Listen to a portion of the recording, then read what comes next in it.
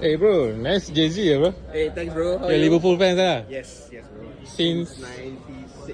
So this is actually my first jersey. your first jersey? Yes, my first jersey that I had. Obviously, I lost it and it was small at the time. So 95, 96, Liverpool's jersey. This was the one during masa Spice Boys lah. Masa dia main kat FA Cup final juga. So then, means 96 is your first time I started supporting Liverpool. Oh, okay. And the reason I started supporting Liverpool masa tu this jersey keluar.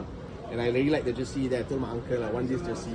And then in Malaysia what they had to do keluar surat khabar. You kena kumpul Carlsberg punya bottle cap. Dalam tu kena keluarkan. You have to kumpul like 50 ke 30. Then you pergi redeem lah. Then you bayar sikit je you redeem. So then he got me this jersey lah. Oh. Yes, so you can redeem the jersey for free lah. Kan dulu boleh keluar daripada bottle cap kan dalam dia. Yes, so he collected for me. Obviously I was underage, right? So he collected for me and then he paid the money and I got the jersey. So since then memang start suka Liverpool lah. Your uncle fans mana? Dia fan MU. Memang fair play lah. He agreed to get the jersey for me lah. My godfather lah actually.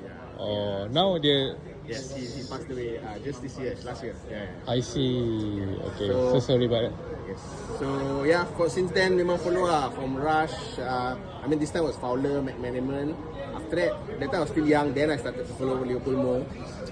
Gerrard Carragher was one of my favorite. Your players. first player that you like? Fowler, Fowler, yes, Robbie Fowler. Just recently, Liverpool's reproducing this jersey. Memang sebab iconic So yeah, looking forward. Yelah, I thought ni yang reissue punya. So this one can see a bit dah macam sebab basuh semua kan.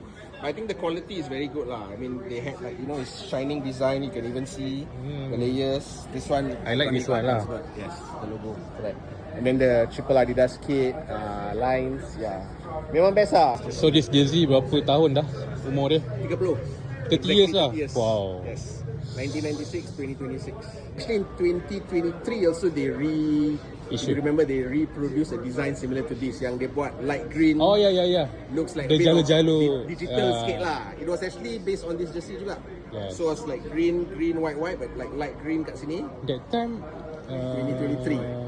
New Balance. Yes. Alright, thank you bro. Thank you bro. I'm also a Liverpool fan. Yes. Gold digger, yes. Good to see you finally. Thank you. Alright. Okay. Thank you again. Hopefully this season Champions League to the minimum lah. winning it. Winning the Champions League, yes, and qualifying at the minimum. Wow, that's very. No. I think qualifying the Champions League at minimum lah. Winning, I think it will be a bonus lah. It's a tough draw. We have the tough side of the draw. There's some good teams out there, but let's see. Hopefully. Yes, hopefully. You never walk alone. Alright, Thank you, bro. thank you bro.